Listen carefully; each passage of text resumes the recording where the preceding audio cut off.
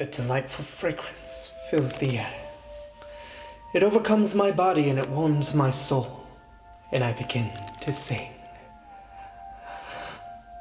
Cinnamon.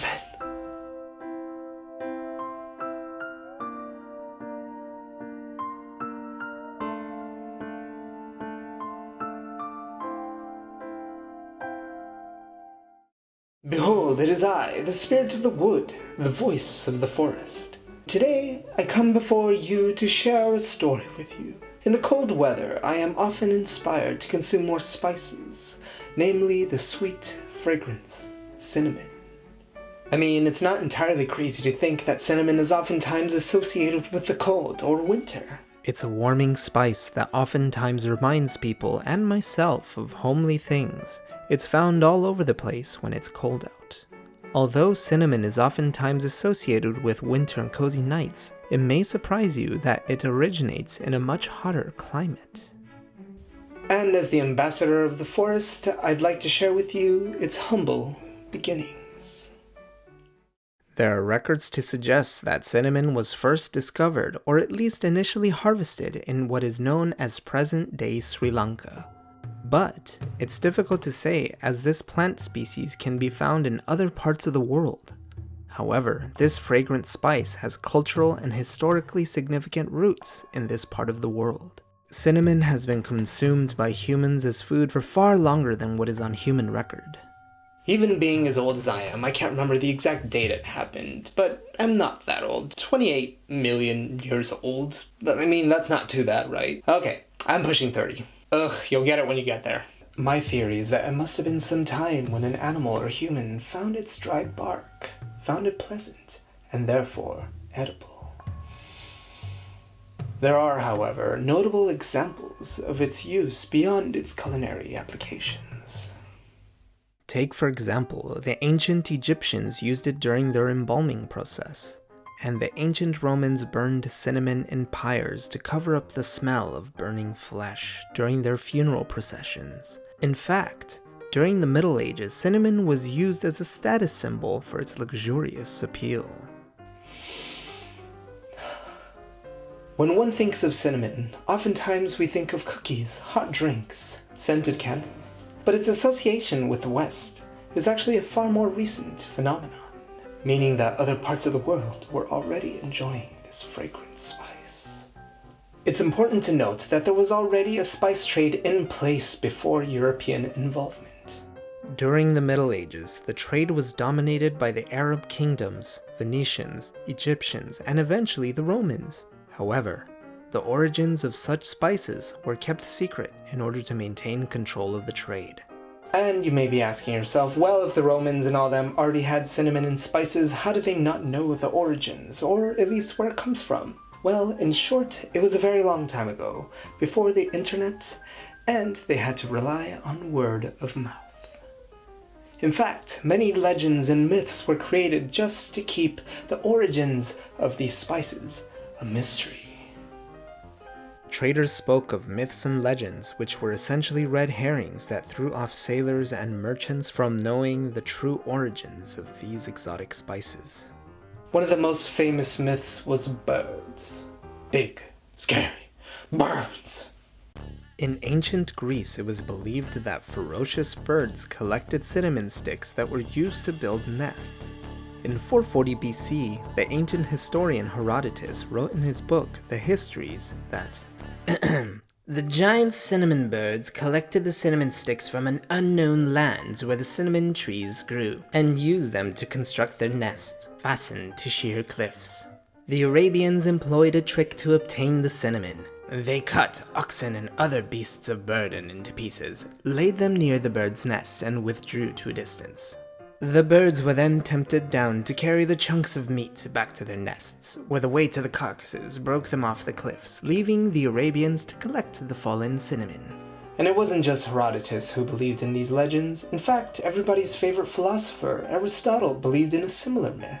And it wasn't until the turn of the 1st century that people began to question these myths and legends. Some said it was birds, and some said it was dragons, and that cinnamon grew underwater and was protected by these fierce creatures. I mean, that's fair. How else were people going to listen? Imagine that. People using weird mythical creatures just to tell a story.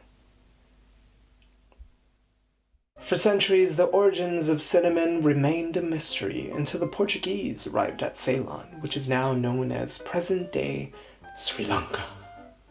In the 1500s, the Portuguese were neck and neck with the Spanish and were racing to find spices such as nutmeg, cloves, pepper, and the fragrant cinnamon. As their kingdoms expanded and they colonized the world beyond their shores, Spain was already ahead as they were in the midst of their conquest of Latin America. Portugal kind of accidentally found Ceylon after their ships were blown off course towards Colombo and saw it as a viable trading port. They then returned to eventually conquer the island, thus controlling the trade. During this time, the Portuguese began transporting cinnamon and other exotic products to Europe. The Portuguese had control over the island, but of course not without its setbacks. The natives were not very happy with circumstances, so the King of Kandy enlisted the help of the Dutch to rid themselves of the Portuguese.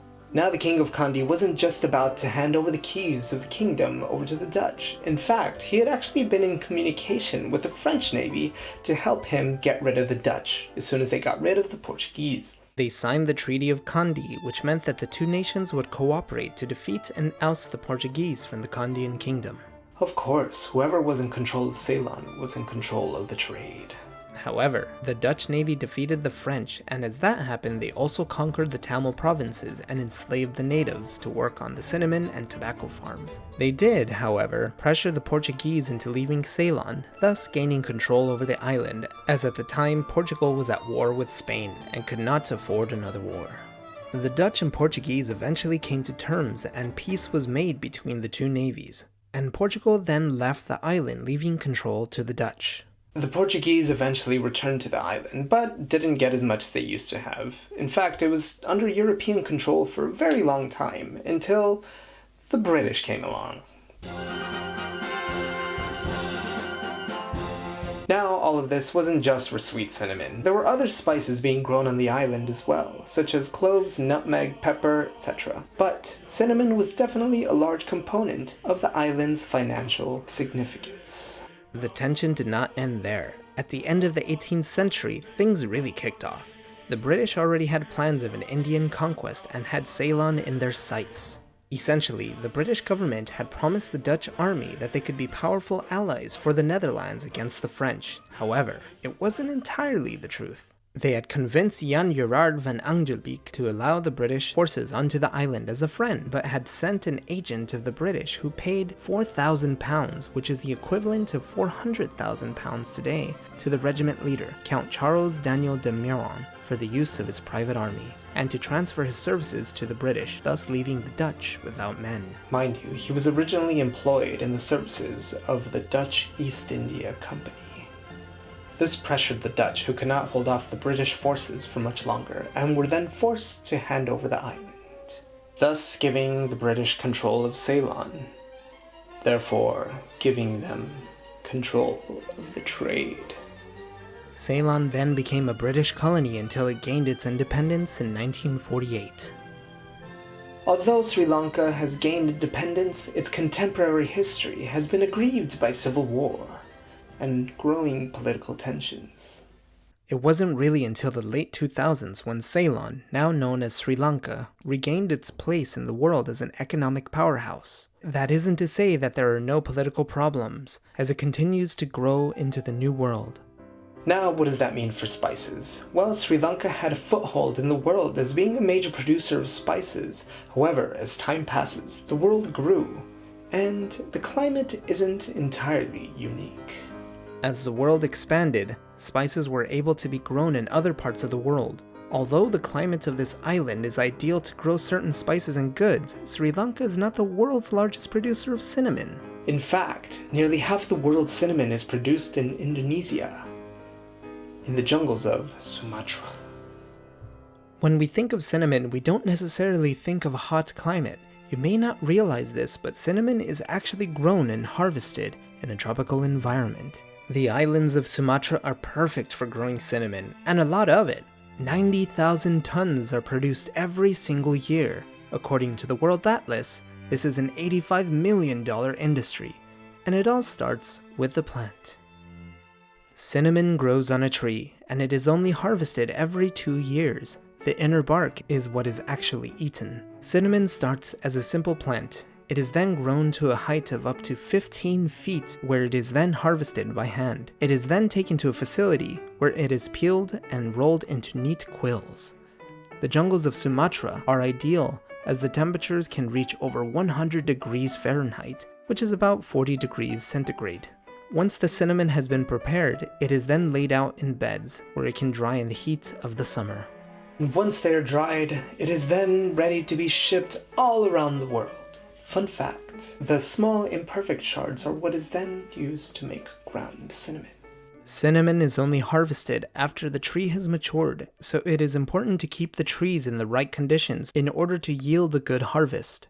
It's a thriving industry, and it's part of local economies that keep many farmers afloat, and cinnamon takes up relatively minimal space and does not require much water. The jungles of Sumatra are an ideal environment to cultivate cinnamon trees. However, while cinnamon is a sustainable plant, the jungles in which it grows aren't doing too well.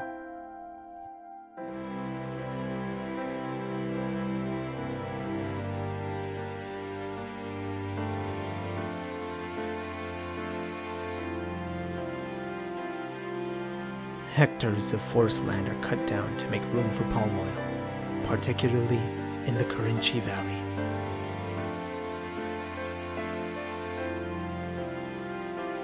Deforestation has wreaked havoc on the jungles of Sumatra, and it has been a topic of environmental discourse for years already, and it's a bit of a worry that things are going to take a turn for the worst very quickly. I want to point out that it's not necessarily the trees for palm oil that are causing the problem, it's the unregulated deforestation of land that's taking a toll on the rainforest and its surrounding environment. Palm oil forests encroach on habitats of animals, which are then forced to relocate to new areas that cannot sustain their presence. This then affects the quality of life of the people and farmers, which causes a chain reaction that eventually reaches you at home. Sumatra isn't just known for its cinnamon and spice production. Its top exports include coffee, tea, even rubber.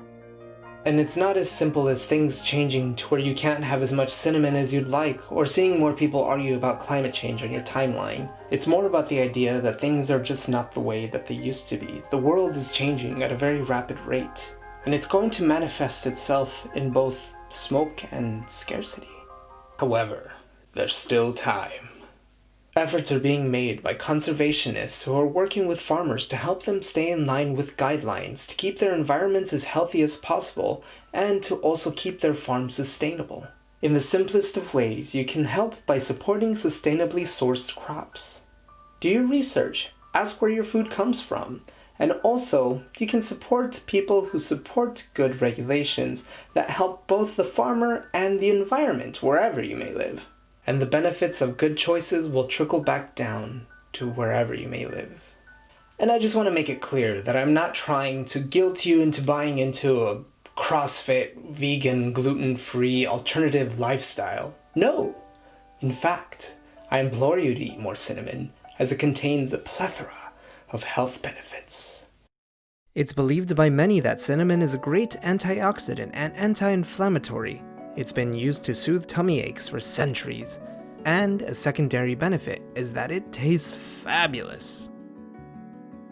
You'll find that it's also a common ingredient in savory curries, tandoori chicken, and other Asian dishes. Cinnamon can be found in many recipes to brighten up the intensity of the fragrances in these foods. For example, it's a key ingredient in mixing Chinese 5-spice powder. I believe that part of expanding your tastes is to learn about ingredients that make a difference in your food. If you're a fan of cinnamon, you may want to try the food I just mentioned. It's even in Latin American cooking. Take for example this guy here. He uses cinnamon in his Mexican coffee. You should check out that video as well. Cinnamon has a bright and fascinating history. It is full of adventure, spirit, and allure. And it both inspires and lifts a dish to new heights. But it is also delicate and tender, and it is a gift we must protect.